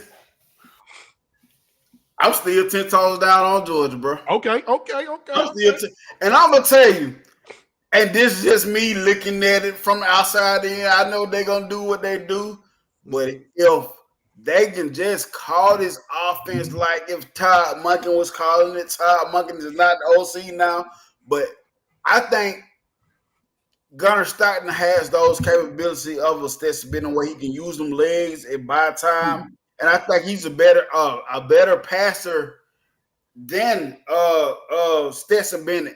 And now, don't get me wrong, this is all based off of what I see him doing coming out of high school. Yeah, Not I understand. not even the last game, not even that. You know what I'm saying? But I understand this Georgia quarterback system. I said Georgia would never have I realized they would never have an elite quarterback because of it's a system thing. The next man up has been waiting 2 to 3 years already. And I feel like he's gonna come right in. I don't think it's a hard system that they have to get that he has to adapt to, and he already know it. Not Todd Michael, but Bobo. He recruited out of high school when he was out in South Carolina. So I think this is honestly, I think Carson Beck, with all the experience that he has and then winning a lot of games, honestly, I think this might be a blessing in disguise for Georgia. I think so too. Let me ask you guys a question. On the Notre Dame side, yeah, I have to talk Notre Dame sometimes up here. But in that game of Indiana, do you think that Notre Dame's defense was that strong that it pretty much shut Indiana down, that they have that great of a defense, or do you think Indiana was just a pretender? I think Notre Dame defense is good. Me, that's me personally. I think they got a good defense. I agree. You agree? So do you think, now that being said, that Notre Dame has a chance, defensive wise at least, against a new quarterback and Gunner stepping in? Do you think so? So this is going to be more of a good game than we are expecting now. Yeah, I can see that. Right now, because when we talk about Georgia, honestly, they got a good defense, but their defense ain't been really the dominant defense that we just been seeing all the time. So you know what I'm saying? And I say this about football all around, not just picking at Georgia, is especially as Alabama fans, we want to see the Ashawn Robinson, that type of defense. But football has gone so far past that type of style of defense. As of right now, in this era, what we got going on, we're not going to see that defense from nobody. We're not going to see that defense from nobody. So Notre Dame, they got a real good shot now. I'm just riding with Georgia. I'm not saying it's a blowout in there. Right now, looking. Whoa. Is something wrong with my mic, y'all? Anyway, no, you ate it. Oh yeah, look, that's what you got up here. You wanted to talk, baby. Go ahead. Right now, they got Georgia as a 1.5 point favorite. Look like, guys. So I mean, that's a tight game. They got that game, man. Right now, it's actually the closest game. The next closest game, they got Ohio State and Oregon at 2.5. Ohio State. Then they got Texas at 12.5, and then they got Penn State at 11.5. So your two best games right now. Now we just done pick them Saturday, and I'm sure this is going to change, but we have to stick to what we done on Saturday. Yep. But we had Ohio State at 2.5, so it went up to 3 as far as our concern. And they had Georgia Notre Dame at 2. I figured those would be the two best games out of this whole playoff system this week. That's what it's looking like. And like Nick said, man, back to what Nick was saying, Georgia is a talented team, man, and you can't take nothing away from them. I'm just going with Notre Dame right now because I feel like they want it. Go ahead. I'm agreeing with you, though. They riding a wave. Like, they caught a momentum that I think it's going to be hard to knock them off that momentum right now. I agree, Nick. I agree. Let me ask you a question. Georgia had Carson Beck. I'm not a big fan of Carson Beck, but he would play a game and he would fall down. And it was a lot of times the whole season they would get behind a touchdown or two, something like that, maybe 3. And they would try to make a comeback usually by the end of the third quarter, first of the fourth. And Carson Beck was able to pull it out just by the hair of his little chin. I know where you're going with this one. Go ahead. Yeah. Okay. So could it be also not only Carson Beck, could it be the play calling from Georgia's OC that is causing this little fallback during the middle of the game, and they're having to pull it out of the air? I don't know. I know a lot of it is on their players themselves too. A lot of them boys drop a lot of passes, bro. Yeah, they drop a lot of passes that like Georgia offensive line ain't been all the way healthy. They running back room ain't been all the way healthy. It's been a lot of stuff with Georgia this year. Right. That's what I want. I'm just kind of trying to get a feeling for what you think Georgia can actually do against. And we already established Notre Dame has a good defense. I want to know what you think about the offense. See, well, I thought you was going with that. I thought you was about to say, they depended on Carson Beck to pull them out of a lot of stuff. Yeah. Now, is this guy gonna start? Then gonna be able to make comebacks and stuff? Because we all know Georgia like to start slow. They start real slow. Then by second half, they crank it up. So is this gonna start? Then guy gonna if they do get behind, is he gonna be able to kick it up? Now this game is gonna be played where in New Orleans, I think it is. It's Sugar So Bowl. both of those teams are going to travel good. Notre Dame's going to travel and Georgia's going to travel. So it's going to be a half and half crowd there. So that might not play a factor in it. But will Georgia get out there and jump on Notre Dame? I believe they'll beat them if they can jump on them. But if they sit back and let Notre Dame kind of get their groove or whatever. Yeah, let them linger. Yeah, it's going to be a little tough on them. I know the advantage of having a new quarterback is you ain't really got much tape on them. So a lot of, you know what I'm saying, that is an advantage, but they also had a lot of time to watch what he does. I guess the little he got in college and whatever you can look at in high school, whatever his tendencies in high school and stuff, whatever. Well, what you have to do is you have to watch your tendencies from the high school stuff, but you also got to watch Georgia's play calling. Then you're going to kind of know, they may water it down a little bit for Gunner because he doesn't have the experience of Carson Beck, but they're still going to watch what the normalities of what Georgia's play calling is going to be. So really, I don't think that Gunner is going to be that much a factor, much more than Carson Beck. Maybe the same, maybe a little less. And Notre Dame better watch out for that young boy Nate Frazier because he can turn it up and get out there. The boy taught that rock down. They better watch him. All right, go ahead, Spencer. Let me break this down for y'all. First thing right off the get-go, your comment about Carson Beck. Let me tell you right now, Carson Beck is driving a Lambo. It's sitting outside the damn, excuse my friend, it's sitting outside out there at the field house, all right? Carson Beck's doing that. So what Carson Beck is doing that Gunner hadn't got yet, he's got that phone up there waiting. Okay, we're behind 2 touchdowns, all right? Come on, 100,000. Ooh, 100,000. We're scoring this. We're scoring now. All right. Okay, y'all want to win this game? Let me see it. Because we seen him be marvelous or nothing. We've seen it out of him. I mean, we've seen the same out of our quarterback too. Beside the point. But let me break down what I did today. My pick on the Pick'em show stays. I picked it. It stays. I gave my word. It's there. But I picked Georgia to win this game on the Pick'em show. But after doing my research today, after looking at everything, I'm saying Notre Dame's winning this game. Let me break down why. Okay.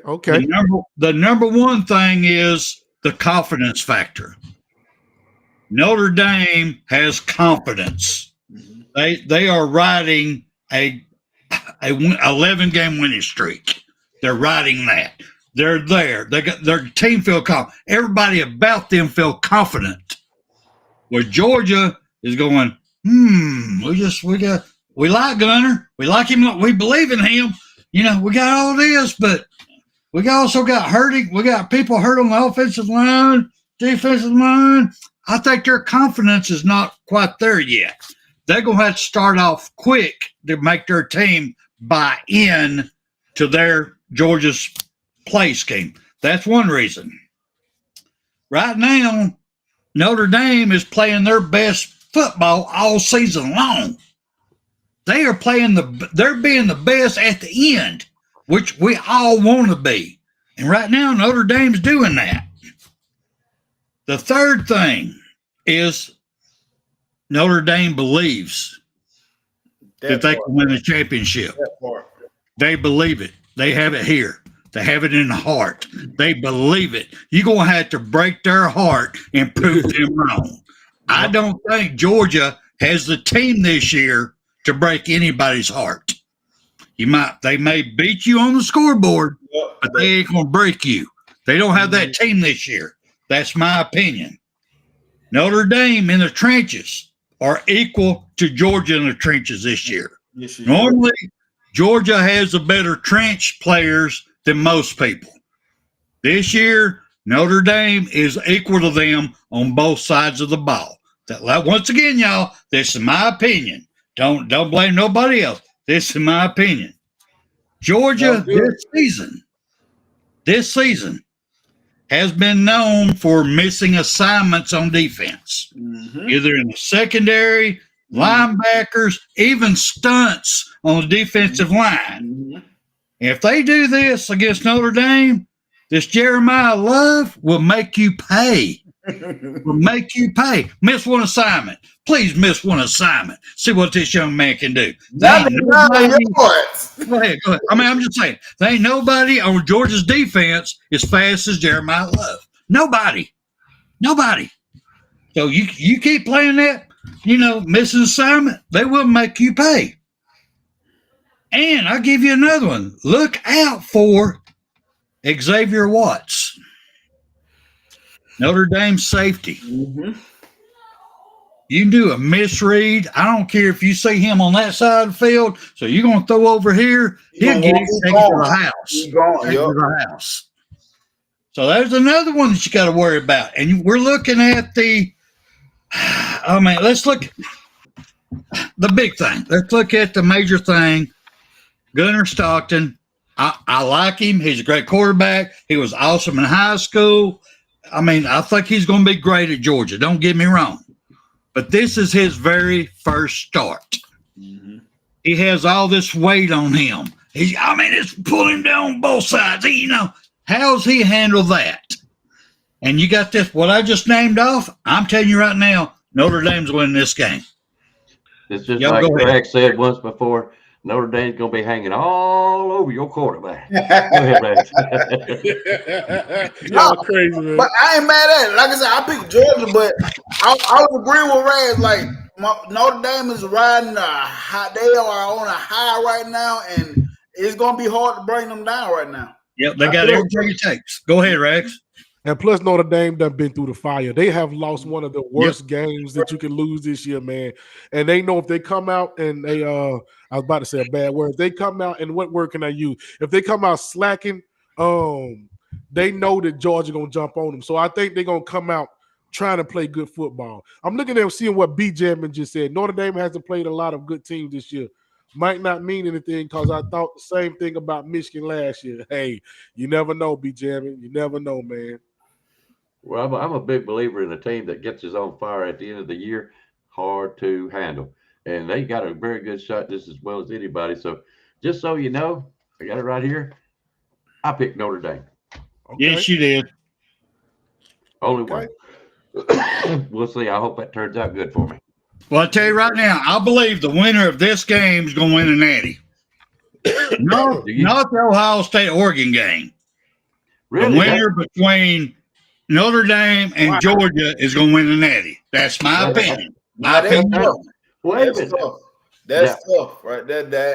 I know where Junior's going to go with this. That's a slap against Oregon right there. Oregon is Texas, slap against Texas. No, I don't care. Texas to handle Oregon. I don't know. Texas has got some weakness about them. Look at Rags. Hey, I don't know. Hey, I'm gonna tell you, I'm not the farmer. I ain't the biggest believer in Texas, man. I don't think Texas is all the way there yet, man. Thank you. There's something about them is just like there's somewhat. I ain't gonna say fear, but they are somewhat of a strong SEC team. They've got it, but there's something is not right or gelling with me with Texas. They can be beat. Who do they lose to this year? Georgia and Arkansas. No, Georgia beat them both times, didn't they? Mm-hmm. Yeah, Georgia beat them both times. You see where I'm going with this? There's some weakness about them. They're soft. Mm-hmm. They had the weakest schedule in the SEC. That's the reason I'm saying Greg Sankey made a deal with Texas to bring them into the SEC to get that money that y'all going to have a first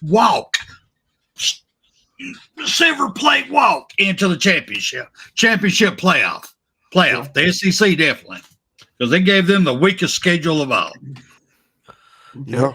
Well, that's what I'm saying. I don't think Texas will do it. Georgia, if they win, I don't know that they can handle Oregon's offense. I really don't. Well, I do believe I most definitely tell you this. We're looking at it right now.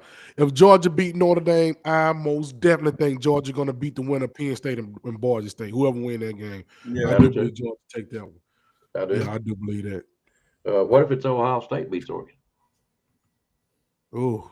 Ooh. Do y'all think Oregon can win the rematch though? It's hard to beat a team twice. You know they say that, Nick. Yeah. But, hey, Georgia did it. Georgia beat Texas twice, right? Right.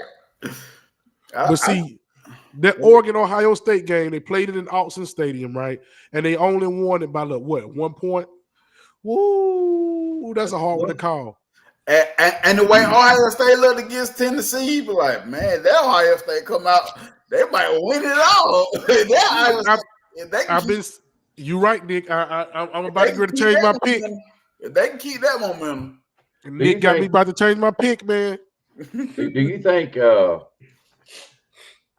of the opinion, whether it be Ohio State, Oregon, Notre Dame, and Georgia is the top 4 teams that has the best shot at winning this national championship. Who would you choose?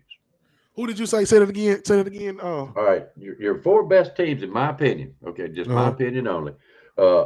Ohio State, Oregon, Notre Dame, and Georgia is your best teams out of the playoffs right now, in my opinion. Of course, about 2 of them will be put out before this week is over with. Out of these 4, which one do you think has the best chance of winning the national championship?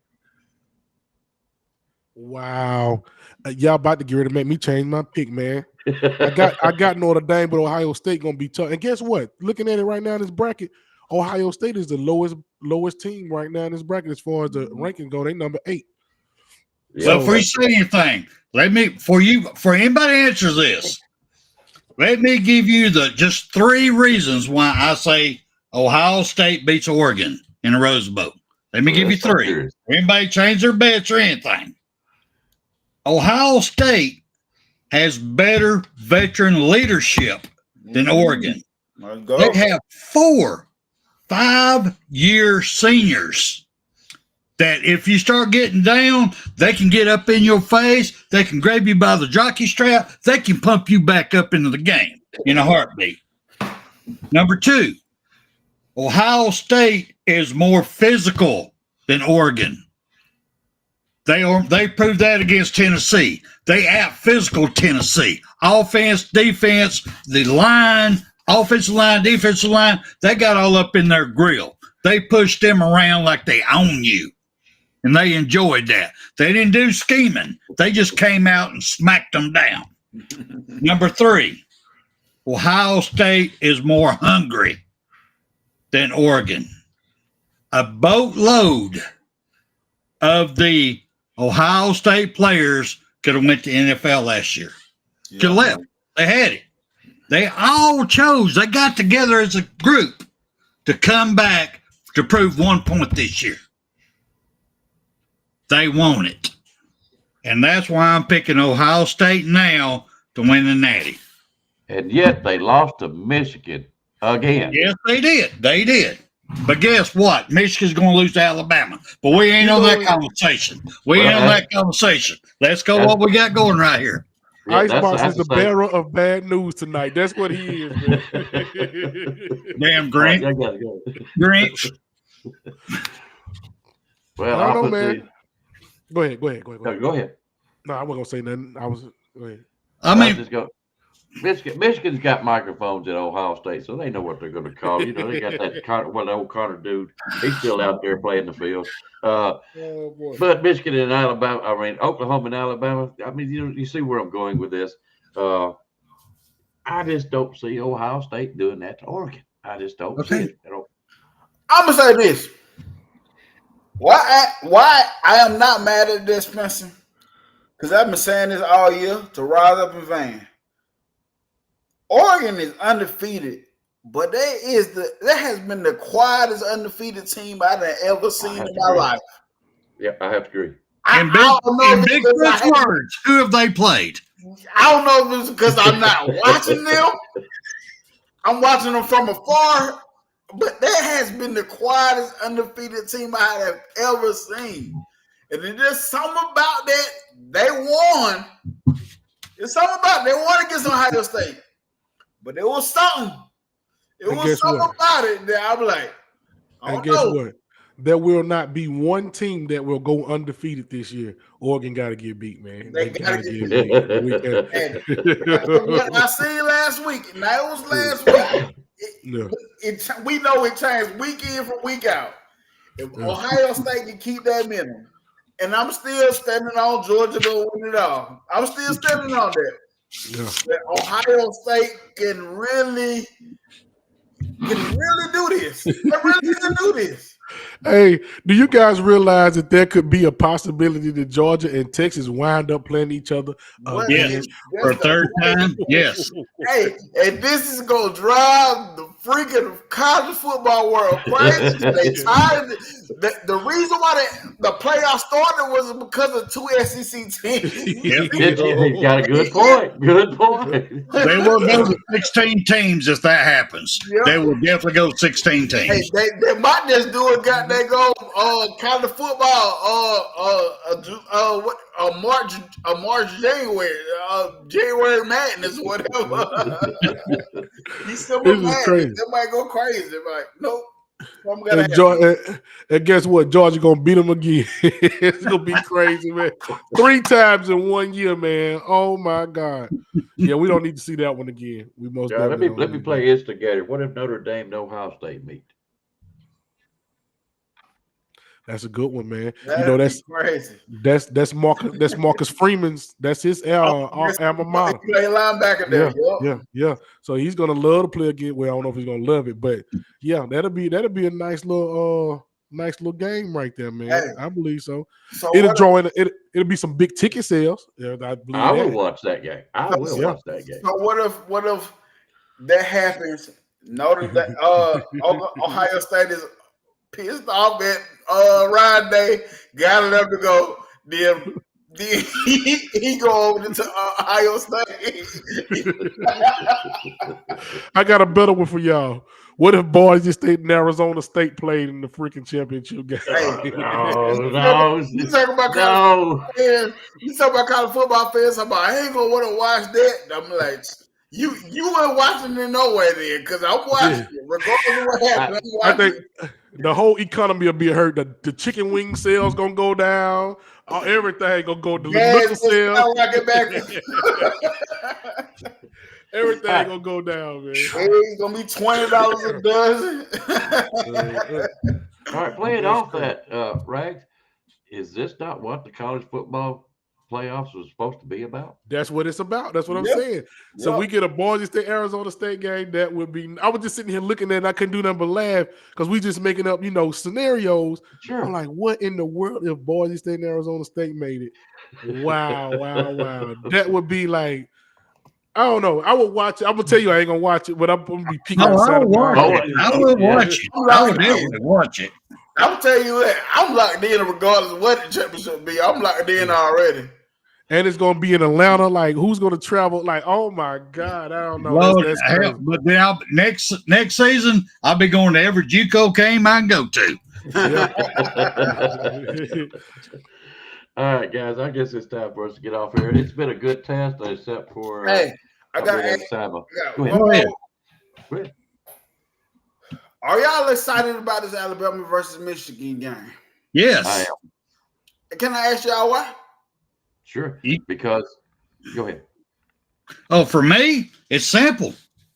I want Alabama to go in there and just whoop up on them, and then it gives the next people who making decisions on who's getting in the playoff going, well, we kept Alabama out. We brought SMU in, and Alabama embarrassed Michigan. Should we not put them in there? That's why. All right, for me, I get another chance to watch my beloved Alabama football. Okay? There you go. We lost to them last year. It's another type of a revenge game. They ain't got all this cheating going on with their coaches, and thank you, Spencer, for doing that. With their coach, Jim Harbaugh, they ain't got all this scandal going on. You see what's happened to them this year without all that, what I call the asterisk national championship. I feel like I want to watch Alabama whoop up on Michigan. Like I said, another thing is I get another game to watch. Yes, I'm excited about watching this game. It should be a good game. It's like you was in my head, man. That's exactly what I was saying. Now let me try to explain it to you this way, and I hope it don't sound funny. Have I been sitting up here every day like, oh, I can't wait for the Bama game? No, because I don't know what team we're gonna try out there on the field. And if we lose that game, man, it's not gonna be a good feeling for our program, right? But the closer we get, the more I'm like, oh, we got a game coming up, and it's another chance that I do get to see my boys play, right? I'm hoping, and I do believe they're gonna come out there with fire under them. I believe that Jalen Milroe is gonna want to leave that lasting impression. But it's a lot of pieces that we won't even have there. Caden Proctor won't be blocking for him. We don't know who's going to be we don't know who's going to be. I think somebody mentioned Elijah Pritchard. I didn't even think he was still on the team anymore. But we don't know who's going to be that lineman. But it is what it is, man. I'm almost definitely watch that game closer than I watch anything, you know. But yeah, man, it's another chance for me to watch my boys play. And after this game, I won't see them for another 4 or 5 months, maybe a day. And that's going to be the sad part for me. Yep, I agree. Well, I'm going to tell y'all why I'm excited. If we go out there and beat Michigan, blow them out, I still don't think that's a reason. What do you mean, if? Your turn, Junior. Your turn. Whatever. I still don't look at it as this is why we should be in the playoff. Because Michigan is not that team this year to beat your chest on this year. That's right. And my reason why I'm excited about this Alabama team is all the opportunity for the guys that we haven't seen play. What they represent us. This is what I'm more excited about. How do we look? What do we build from? Who needs to be like, okay, you can move on so we can get more out the portal when it opens back up. But Keon Keeley. Keon Keeley. Rico Scott. Like, it's so many opportunities on this field that's going to be given on Tuesday that I'm excited to see. What does this Jam Miller and Richard Young combination look like? Yeah, I like that too. It's so much. I like Miro, but I don't want to see him play a whole game. I don't want to see him play a whole game. I want to see us move forward that game too in the quarterback room. I wouldn't be mad if he pulled a Cam Ward. Honestly, I really wouldn't be mad. I'm just excited about the opportunities that the guys that we don't get to see play. That is why I'm excited about it. Am I excited about the rematch against Notre Dame? Michigan? No, because neither one of us are that team from last year. They're not the same championship team.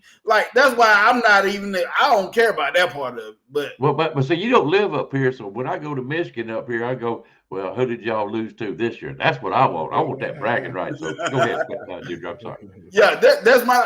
I'm not even. I don't even care about that. I don't care about the DeBoer versus Michigan rematch, the Alabama versus. I don't care about that because Michigan is not the team from last year, and we're not the team from last year.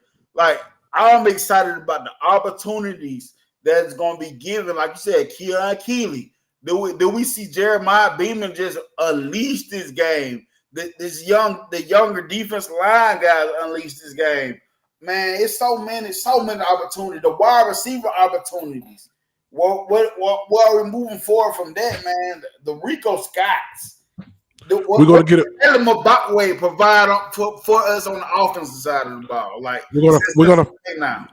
We're also gonna find out a little bit more about some of the players that's gonna be coming back. Damani Jackson's and all those guys, right? And they with that whole JUCO thing that Diego Pavia brought up, you got Justin Jefferson now. What do you do with him? Do he get an extra year of eligibility due to the JUCO, right? So that's some of the stuff I'm gonna be excited about, man. Just knowing what the future is gonna be going. Yeah, and that's why I'm so excited because talking about our secondary this year, we went from being so young to Keon Sabb announced that he's returning. So now, did he, Nick? Yes. When was this? Earlier today. Whoa!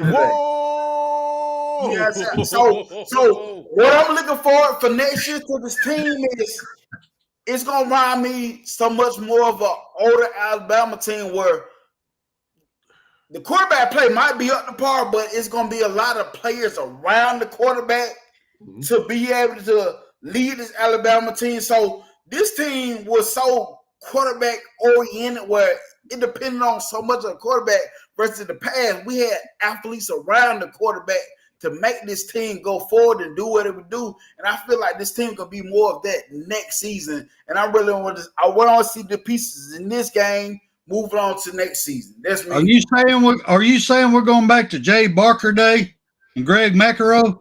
Hey, talking about the day we won national championships. Yeah. Yeah.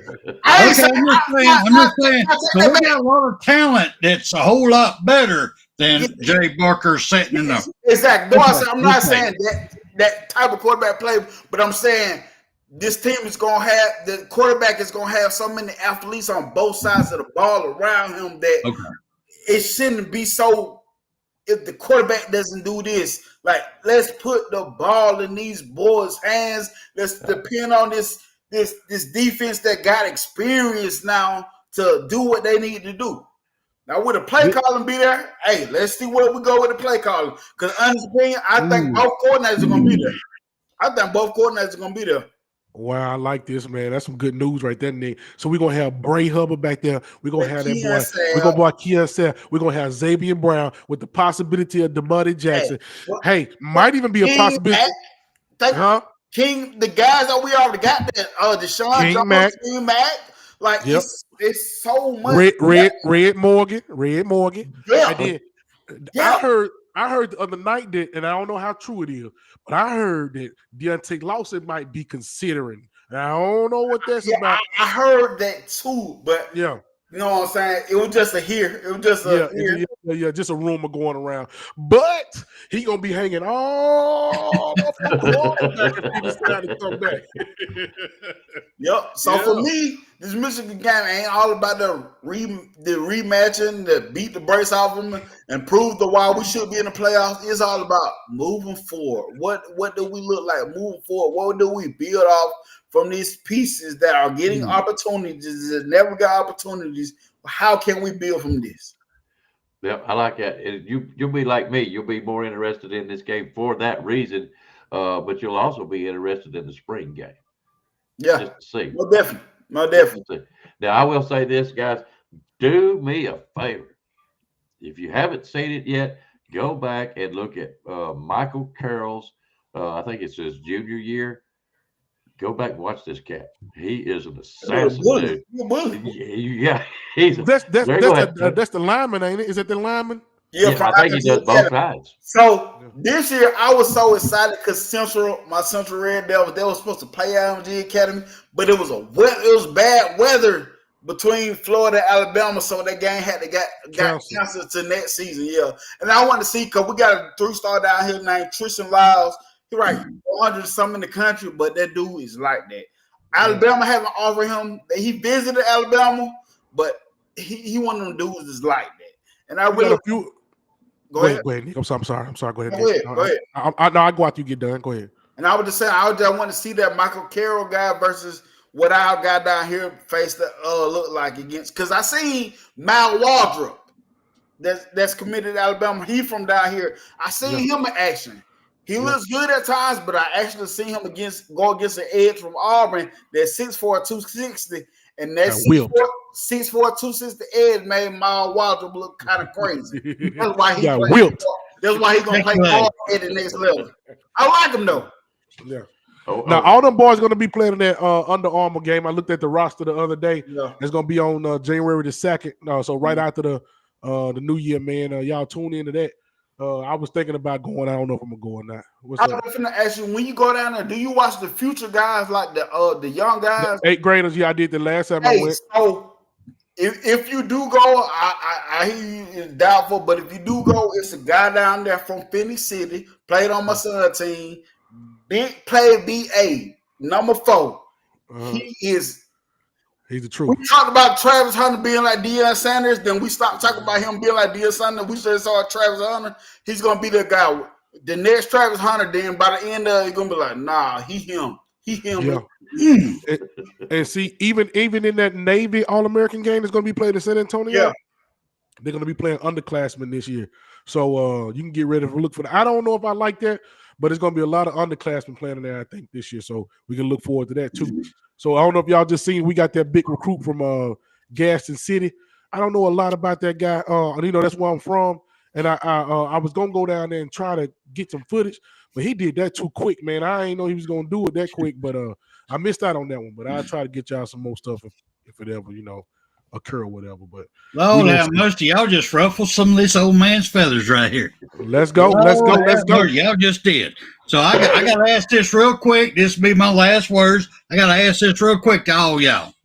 Do y'all think it's a good thing that Mr. Hunter won the Heisman Trophy? So these young men think they can go both ways instead of honing their skills? Do they want an opportunity to get hurt both ways? Now in high school, when you only got 81 players total, you got to go both ways.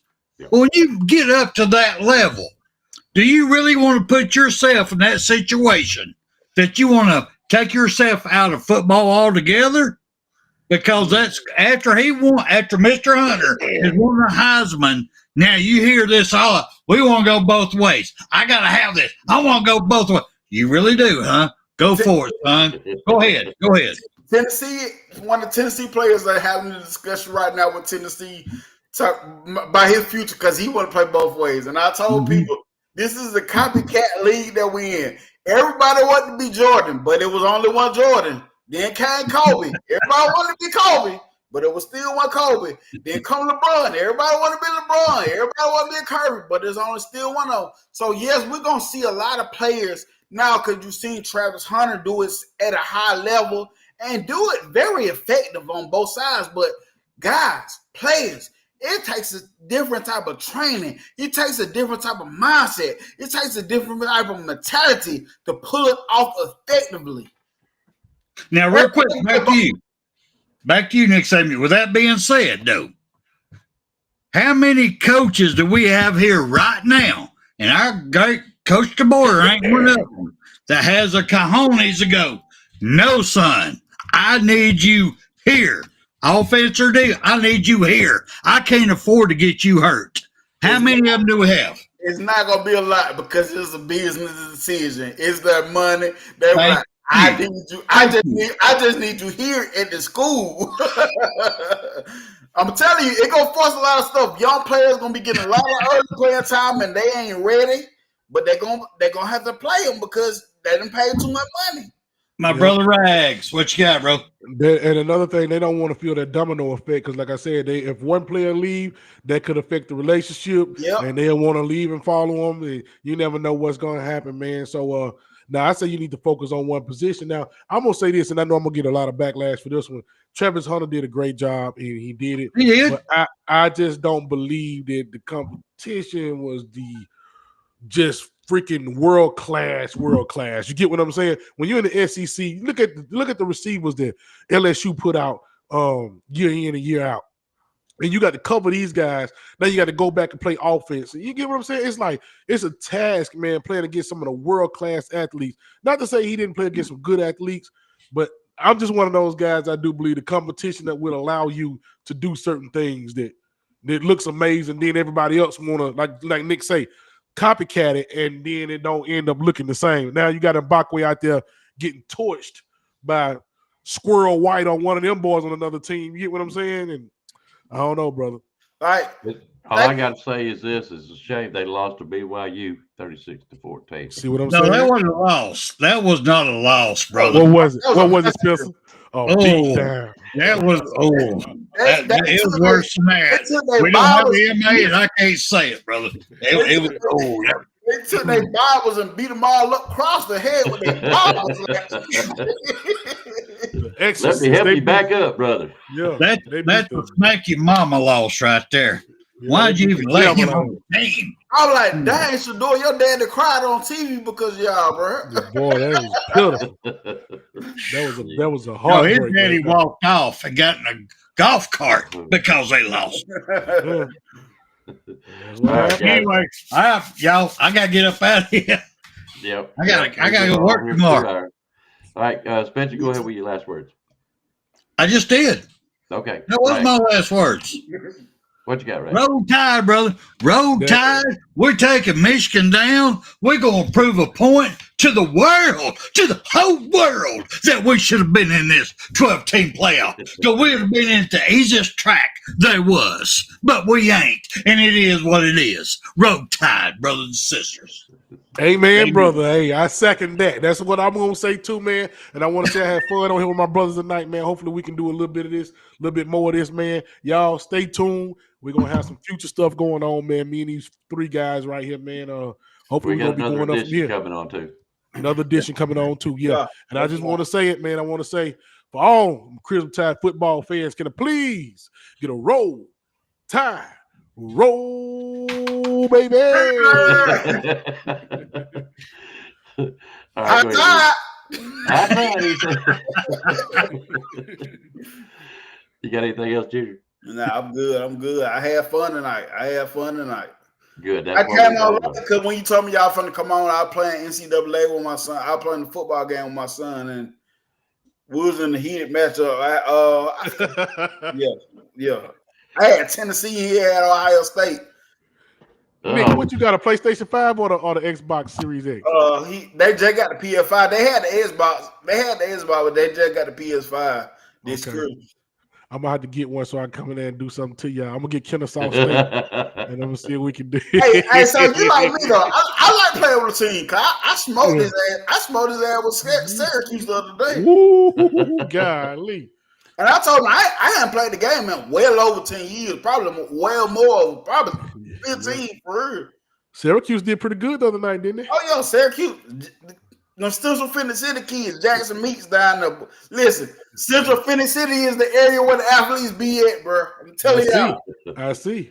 Nick Saban Jr., with that being said, real quick, do you think Coach DeBoyer will be ready for everything, all the trick plays that Michigan's going to throw at us in this game? Do you think, because they're going to throw everything but the kitchen sink at us, do you think that Coach DeBoyer, in his mindset, because he's still a young guy, young coach, do you think he's ready for that? I don't know if he's watching ball games or not, but I don't know if he watching ball games, he better be prepared for it. I don't know. But what you saying, him being a young guy, and this why I take consideration into when he coming to head coach. I said you got to think about all the years of coaching experience Nick Saban had before he got to Alabama. Yep. And in NFL. Yes, he had so many years. Now, Coach DeBoer been coaching a long time, but nowhere near much as Saban had before he came to Alabama. Different era. Yep. No NIL, no transfer portal, none of that crap. You can bring them once you got them on. You can develop them. But I don't know if he'll be ready or not. I hope he will. Oh, look at you back out of that one. Yeah, right? What do you think, Kurt? Hey, the easy answer is yeah, but I don't know his mindset. I thought be the one of your eyes. Yeah, listen, you worried. Listen, this season I thought it was a lot of stuff he was gonna be prepared for, but he proved me wrong. See? Go ahead, Ray. Oh no, I hopefully I'm more concerned with that daggone Womack, Kane Womack. Hopefully he's prepared for some of this stuff these guys about to get ready to do. Because I feel like Kane Womack got his own free reign. I feel like Kate DeBoer don't mess around over there. He let him do his thing. So hopefully that guy's gonna be ready for some stuff, man. I hate doing this with y'all because I can talk about stuff last night. I can talk about stuff all day with this John. All night long, can't you? Because I look at the game. Do I thought we gonna win? Yes, but we haven't been stopping the run good this year, and they run the ball. They gonna run the ball. It's gonna be a game. All right. Well, my last word, guys, is simply this: it's been a good test. This was what I was wanting for. I want to thank some of the chat room that come in late: Joe, Gelato, Wheel Sports, Road Tide Robin. And there were some other folks in here that I don't want to scroll back too far. Thank y'all for coming in and joining us tonight. I think it's been a successful test. I enjoyed this show. Everybody done great. We will do this again. We do have another addition to this panel right here. He'll be on the next time we come on. We'll get together and see when we're going to do this again. Guys, thank y'all. I enjoyed it. Thank y'all for letting me be part of it. Well, you're more than welcome. Now we got to set up so we can share it with everybody's family, because we're one big family. We got Rag's family. We got Nick Saban Jr.'s family. We got our family. We got CTS family. We're going to combine them all, y'all, on this show. That's what we're doing. And we're taking over 2025. So get ready, ladies and gentlemen. We're coming. All right. With that being said, guys, wait a minute. Now, just in case, where'd it go? Just in I didn't say that. There you go.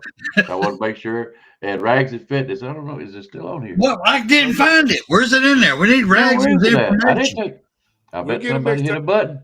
It'll be on there next time. It sure will. I'll fix that. Guaranteed. All right, guys, we're going to get out here. Thank y'all. Roll that gun tight. Y'all enjoy the ball games. Enjoy the Love you, brothers. Love y'all. We had fun. You've got to be better in all three areas of life, which, of course, are spiritual, mental, and physical. You must be able to discipline yourself. If you don't learn but one thing out of football, it'll be worthwhile. There's certain sacrifices that you will have to make. There are going to be many sacrifices you have to make in later life. To fight.